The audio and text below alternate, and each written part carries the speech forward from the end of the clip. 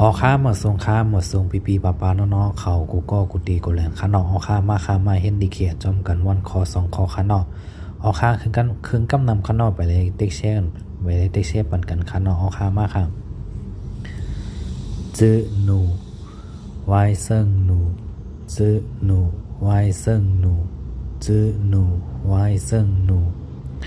หลานสาวในข้านอจื้อหนูไว้เซิงหนูหลานสาวในข้านอเพราะป่วงกำใต้ที่เป็นหลานสาวในข้านอจื้อหนูไว้เซิงหนูหลานสาวในข้านอเปียถังทรงดีเจเมยเปียถังทรงดีเจเมยทรงดีเจเมยเปียถัง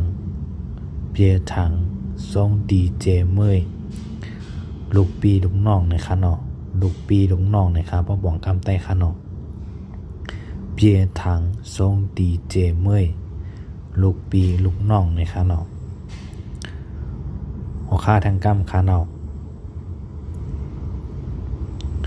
จื้อหนูไว้เซิงหนูหลานสาวในข้านอเปียถังทรงดีเจเมยลูกปีลูกน้องในข้านอออข้าเย่ฟู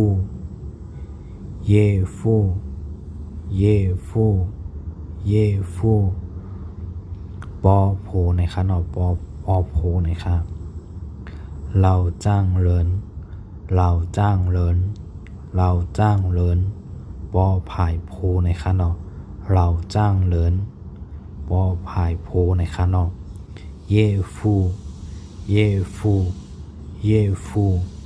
ปอโพในข้านอปอโพในข้านอปอกามใต้ว่าปอโพเย่ฟูปอโพในข้านอเราจ้างเลินในข้านอเราจ้างเลินในข้าปอพายโพในข้านอเราจ้างเลินปอพายโพในข้านอออกข้าม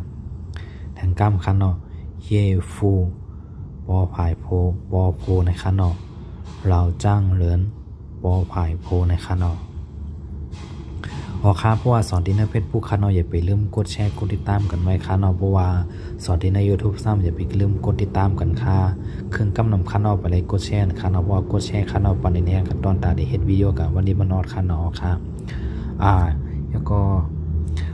พอต้องเพ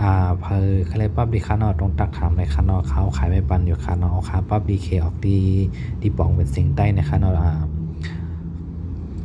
เสียงเตรียมไว้ในวิดีโอค่ะเนาะดีป่องออกเสียงกล้ามใต้ค่ะเนาะมันดีมีเนื้อปั๊บค่ะเนาะค่ะยินดีครับตอนกูก็กดดีกูแลนค่ะเนาะดีมาเฮ็ดนะจอมกันวันนี้มานอนค่ะเนาะเมื่อส่งค่ะ